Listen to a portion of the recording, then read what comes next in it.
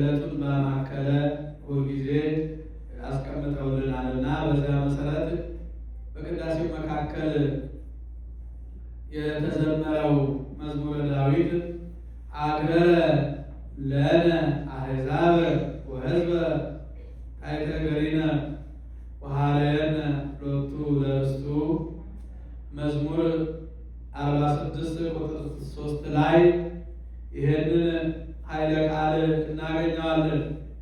ይህም ሲባል አሕዛብን ከእኛ በታች የሚቃወሙንን ኃይለ አጋንንትን ከእኛ በታች እግዚአብሔር አገዛልን። ወሕዝበ እንደገና ደግሞ ያላመኑትንም ያመኑትንም በእኛ ከእግራችን በታች አስገዛልን።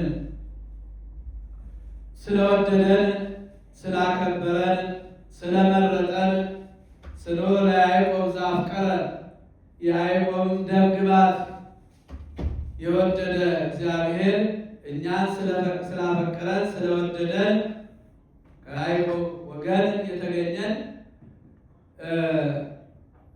ርስቱ እንሆን ዘንድ ርስታችንም የሆን ዘንድ መንግሥተ ሰማያትንም ርስት አድርጎ ይሰጠን ዘንድ ወኀለየነ ሎቱ ለርስቱ እኛን ደግሞ ለርስቱ ለመንግሥተ ሰማያት የመረጠን ኃይለ አጋንንትን ከእግራችን በታች ቀጥቅጦ የጣለልን እኛን ደግሞ ለመንግሥተ ሰማያት የመረጠን እግዚአብሔር ይክበር ይመስገን አለ ቅዱስ ዳዊት።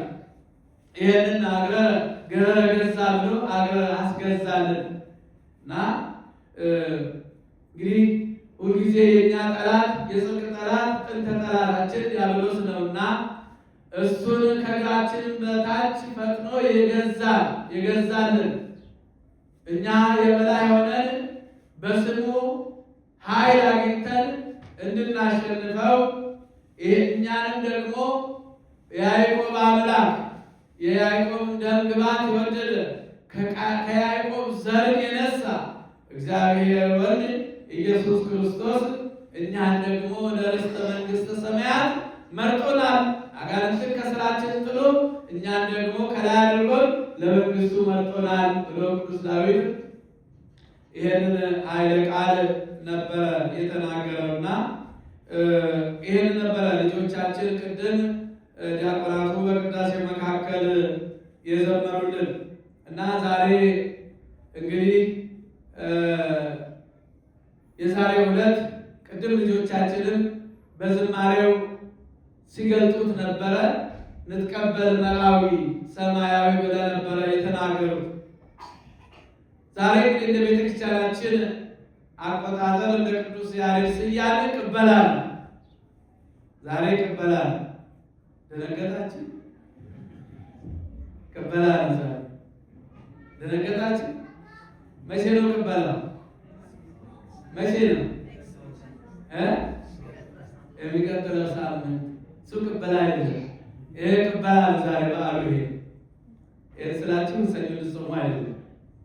ያንን እንዳትጠብቁ።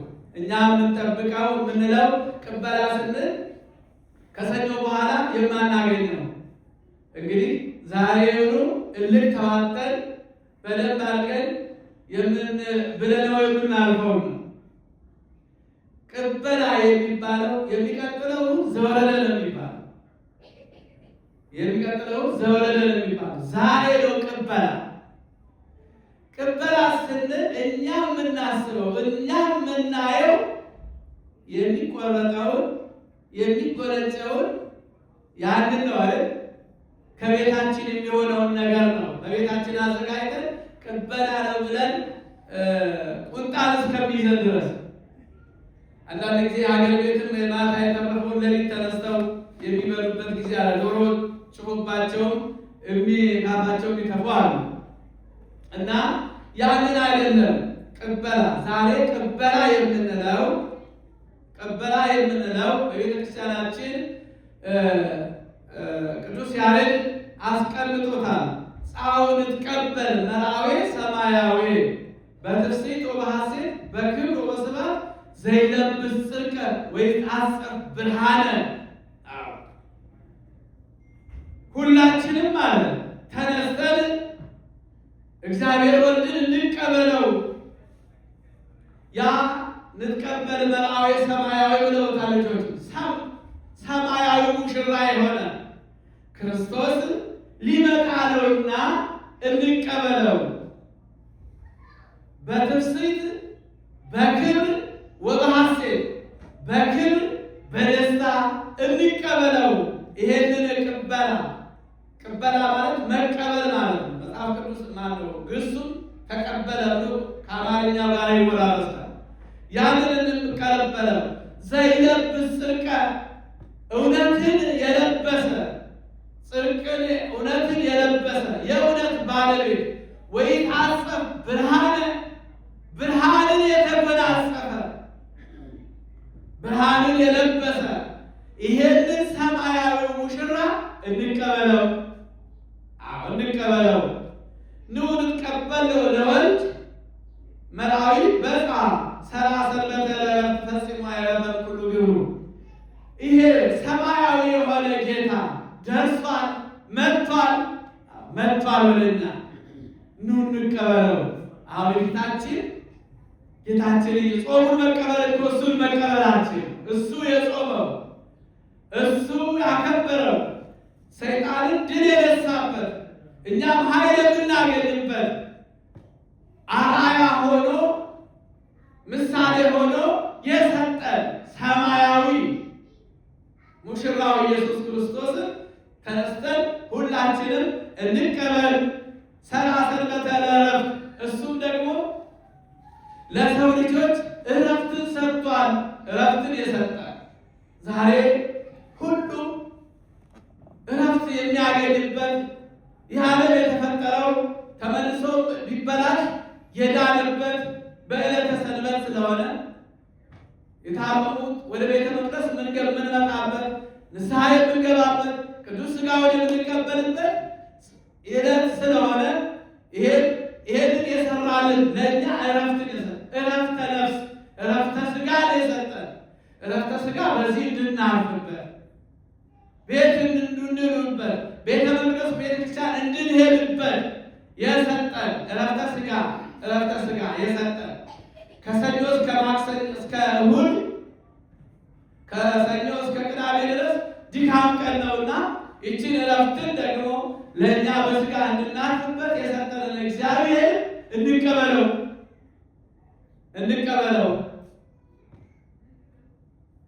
እንደገና ደግሞ እረፍተ ነፍስ የሰጠን በዚህ መጠን ቤተ መቅደሱ መጠን ጸልየን አመስግነን ንስሐ ገብተን ሥጋው ደግሞ ተቀብለን የምንከብርበት እረፍተ ነፍስ የምናገኝበት እረፍተ ሥጋ እዚህ የምናገኝበት እቺን ሰንበትን የሰራልን እግዚአብሔር እሱ ምን እንበለው? እንቀበለው። ቅበላ ማለት ይሄ ቅበላ ማለት ከዛሬ ጀምሮ የዛሬ ሰንበት ቅበላ ነው የሚባለው። በቤተ ክርስቲያናችን መጽሐፍ እንደው እዚህ ብታዩት መጽሐፍቱን ብቻ ቅበላ ነው። እኛ የምንበላውን የምንጠጣውን አይደለም። ክርስቶስን መቀበል ቅድመ ዝግጅት ማለት ነው። ክርስቶስን ለመቀበል በዚህ በ40 ቀን እሱን ለመቀበል ለመዘጋጀት የመዘጋጃ ጊዜ ነው። እቺ ሳምንት ከዛሬ እሑድ ጀምሮ እስከሚቀጥለው ቅዳሜ ድረስ ቅበላ ነው የሚባለው።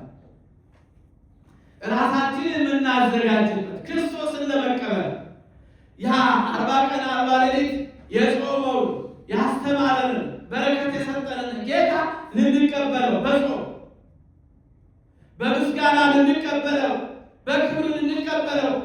ለዚህ ነው ንጻው ንትቀበል መርአዊ ሰማያዊ። ይሄንን ሁላችሁ ሕዝበ እስራኤል ወጣችሁ ተቀበሉት ብሎ ቅዱስ ያሬድ የተገለጸ ይሄ ነው። ምክንያቱም በቤተልሔም የተወለደው እንግዲህ ከልደቱ ጀምሮ እስከዚህ ድረስ ዘመነ መርአዊ ነው የሚባለው። የዛሬው ዓለም ቅበላ ነው የምትባለው ክርስቶስን ብቻ ለመቀበል የምናስብበት እና ስለዚህ በቤተልሔም የተወለደው በናዝሬት ያደገው በዮርዳኖስ የተቀበለው ጌታ እንቀበለው። እሱን እንቀበለው። ክርስቶስን መጣ በእድሜው ኑ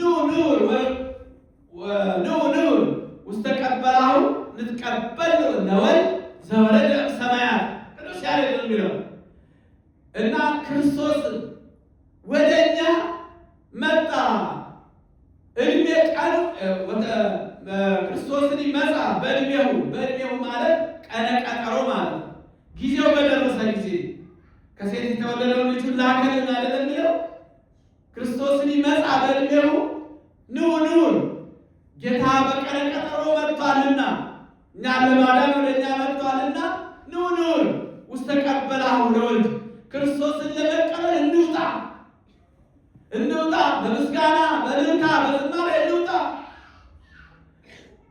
ዘወረደ እምሰማያት ወሠርዐ ሰንበተ ለዕረፍት። አያችሁ ከሰማይ የወረደው ከሰማየ ሰማያት የወረደው ከድንግል ማርያም የተወለደው ሥጋ የለበሰው እሱን ክርስቶስን ለመቀበል ሁላችንም እንውጣ።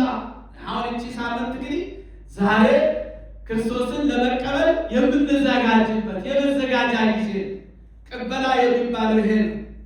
አንድም ያ የተለመደውን የምታደርጉበት እቺ ሳምንት ብዙ ወደ ዝርዝር አልገባም። ሌላው ግን ትልቁ ግን ቅበላ ክርስቶስን ለመቀበል መዘጋጀት። እንዴት ነው የምንቀበለው?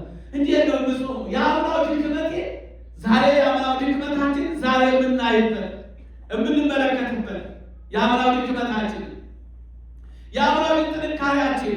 ስለዚህ አሁን አይምሮን ዝግጁ አድርገን ህሊናችንን ዝግጁ አድርገን ክርስቶስን ለመቀበል የምንዘጋጅበት የዛሬዋ ሰንበት ቅበላ ተብሎ ነው የሚነገረው። ቅበላ ተብሎ ነው የሚነገረው። አጭሬ አሁን ከሰኞ በኋላ በጣም ተነስቶ ቡና ያሸትባቸዋል።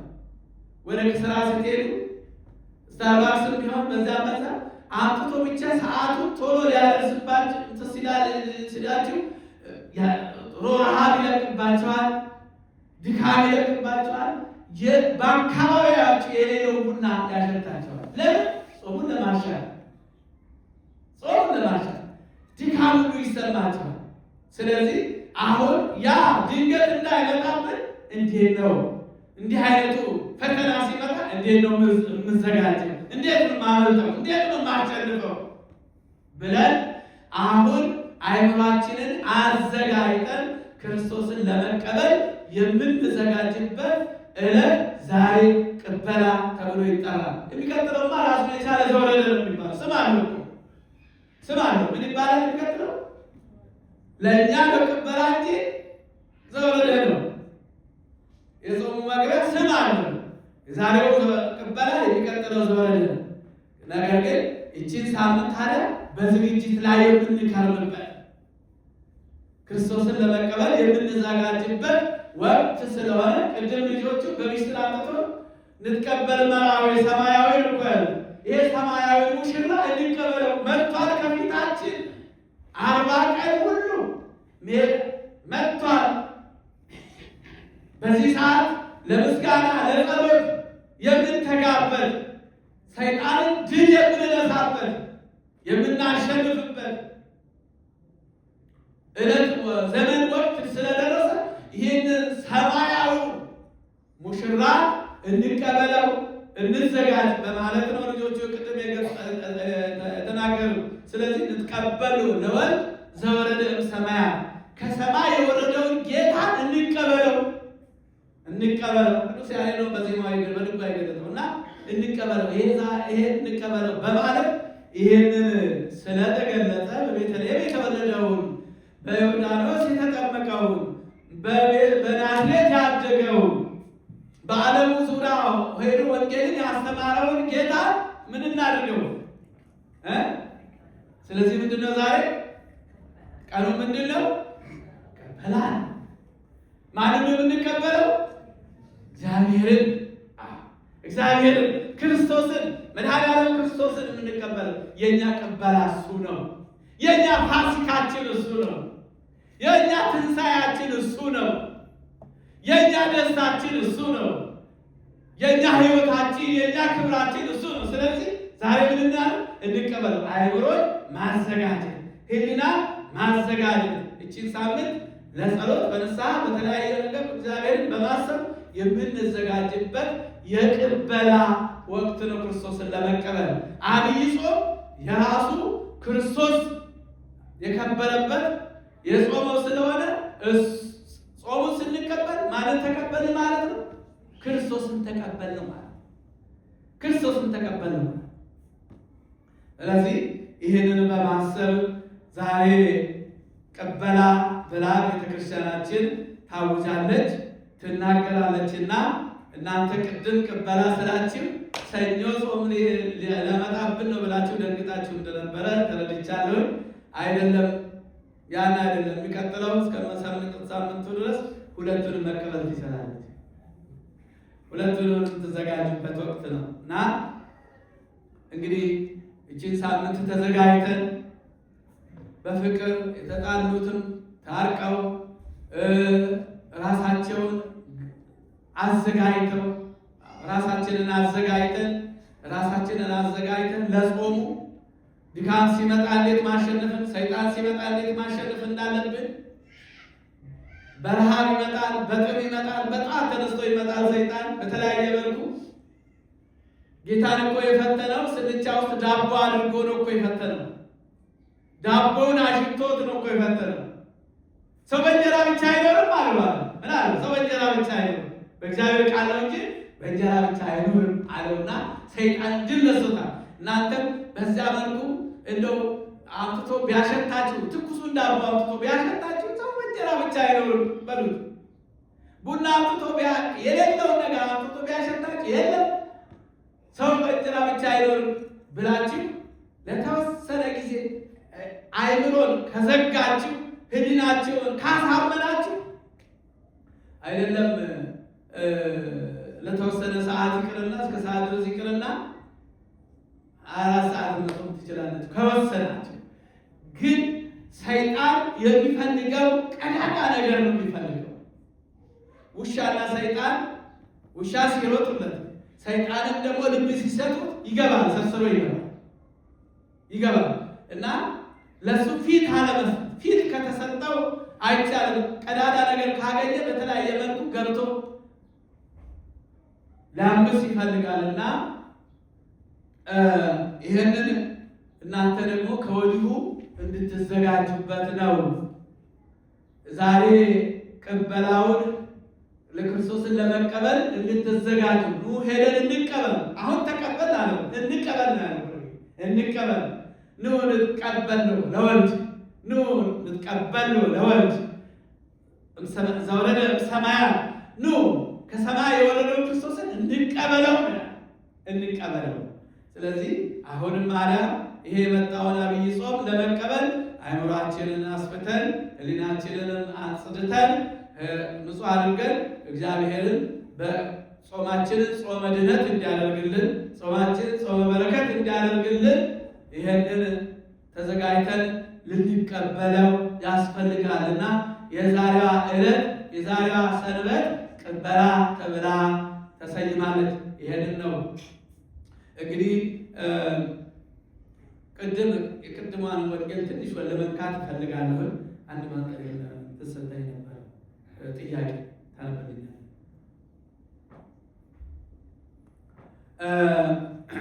በመጠኑ ቅድም የተነበበው ወንጌል ሰምታችኋል። ማን ነበረ ወንጌሉ? ዮሐንስ ወንጌል ስንት? 4 በጣም ጥሩ። 4 አንድ የምትሉት እጃችሁን አውጡ። ከዚህ በኩል ሴቶች ደግሞ ሌላ የምትሉት የለም? ሰምታችኋል? ወንዶችስ? አዎ ዮሐንስ ወንጌል ምዕራፍ 4 ቁጥር 1 አንዲት በስራ የደከመች ሴት ማናት? እሷ ሳምራዊት በስራ የደከመ ወገቧ የወበጠ እንስራ በማመላለስ ውሃ በመሸከም ከሩቅ ቦታ ነው የምትገዳው። ይቺ ውሃ በማመላለስ ወገቧ እንስራ ወገቧን የሰበራት የደከማት ሴት ነበረች። ክርስቶስ ጋር የተገናኘች ደስ ይላል። እቺ ሴት ሳምራዊት ነች። ሳምራውያን ከአይሁድ ጋር አይተባበሩም፣ አብረው አይበሉም፣ አብረው አይጠጡም። ኃጢአተኞች፣ በደለኞች ተብለው የሚታሰቡ ሰዎች ናቸው። በደለኞች፣ ኃጢአተኞች ብለው የሚታሰቡ ሰዎች ናቸው እና አብረው አይበሉም። አይሁድ ደግሞ በእግዚአብሔር እናምናለን የሚሉ ማህበረሰብ ናቸው እና እሷ እቺ ሴት ጌታችን ኢየሱስ ክርስቶስ ከዮሐንስ ይልቅ ያጠምቃልን ደቀ መዛሙርት ያደርጋል ያጠምቃል የሚል ፈሪሳውያን ሰምተው ሊጣሉት ተነሱ። ከዛም በኋላ እሱ ሲጣሉት ያለ ጊዜው ሊሞት ስላልፈቀደ ሁሉን ነገር በጊዜው ነው የሚያደርገውና ይሁዳን ትቶ ሄደ። ወደ ሌላ ሀገር ሄደ፣ ወደ ገሊላ ሄደ። ከዛ ሲያልፍ ይሁዳን ትቶ ወደ ሰማርያ ሲሄድ ሲያልፍ አንድ ከደቀ መዛሙርቱን ይዞ ነው ሲጓዝ የነበረውና ሰዓቱ ቀትር ነበረ። ቀትር ማለት እኩለ ቀን 6 ሰዓት ነበረና ደከመው። ስጋ ለብሷልና ደከመው። በባህሪው ድካም የለበትም እና አምላክ ነው፣ ፈጣሪ ነውና ከዛ ያዕቆብ ለልጆቹ፣ ለከብቶቹ፣ ለፈረሶቹ፣ ለሁሉም ነገር ያስቀፈረው ቦታ ውሃ ጉድጓድ ነበረና እዚያ አረፈ። ደቀ መዛሙርቱን ምግብ ግዙ ብሎ ወደ ከተማ ላካቸው። ጌታ ወደ ከተማ ላካቸው። እነሱም ወደ ከተማ ሄዱ። 6 ሰዓት ነበረና ይህቺ ሴት የ6 ሰዓት መንገድ ተጉዛ ነው ከሰማርያ መጣ ከያዕቆብ ጉድጓድ ውሃ የምትቀዳው። ተጉዛ ተመልከት፣ የደከመች ሴት ነው። አንደኛ በረሃ ነው፣ ሁለተኛ ፀሐዩ አዝሏታል፣ አድክሟታል፣ ሸክሙ ደክማለች። ከዛ በዛ ያዕቆብ ጉድጓድ አጠገብ ጌታ ኢየሱስ ክርስቶስን አገኘችው። ውሃ ጠጪኝ አላት። የሚገርም እኮ ውሃ ጠጪኝ ብሎ ለመናት፣ ጠየቃት። እሷ ደግሞ ገረማት። አጠማጠሙ፣ አለባበሱ የአይሁዳውያን ስለሆነ አንተ እንዴት አይሁዳውያን ከሳምራውያን ጋር ሰላም ግብብነት የላቸው፣ እኔ ሳምራዊት ከመሆን አንተ ከኔ እንዴት ውሃን ትለምናለህ አለችው። ከኔ ውሃ እንዴት ትለምናለህ አለችው።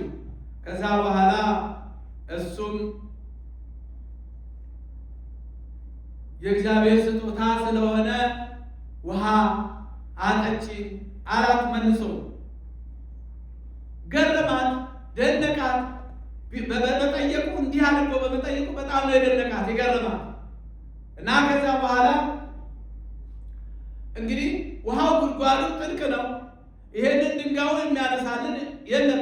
ማህየብን አልብከ መግጃም የለው ምንም የለህምና እንዴት አድርጌ ልሰጥ እችላለሁ አለችው። አንቺ ብቻ ውሃውን ስጪኝ። ውሃ የእግዚአብሔር ስጦታ ውሃ አጠጪኝ የሚልሽ ማን መሆኑስ ብታውቂ አንቺ ትለምኚው ነበረ አላት። በጣም ነው የደነቃት። የውሃው ባለቤት ውሃውን የሰጠ ውሃው ለሰው ልጆች የሰጠ ሰማይና ምድርን የፈጠረ አትክልትን አዝርዕትን ሰውን ሁሉ የፈጠረ እግዚአብሔር የውሃው ባለቤት ለማኝ ሆኖ እቺ ሴት ፊት ጋር ቀረበ። የእግዚአብሔር ስጦታ ውሃ አጠጪኝ የሚልሽ ማን ቢሆን አንቺ በለመንሽው ነበረ። በጣም ነው የገረመው እና ስለዚህ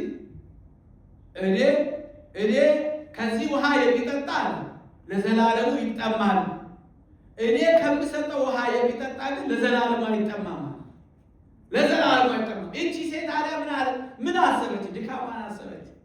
ከሰማርያ ከላይ ወርዳ እዛ ያዕቆብ ጉድጓድ ሄዳ እንስራ ተሸክማ በዛ በቀጥር ፀሐይ የሚታያት እኔ ከምሰጠው ውሃ የሚጠጣ ለዘላለሙ አይጠማም ሲላት ድካሟን ነው ያሰበችው።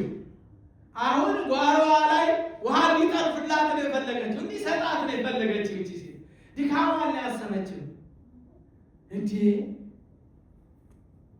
እንዴት ሊሆን ይችላል?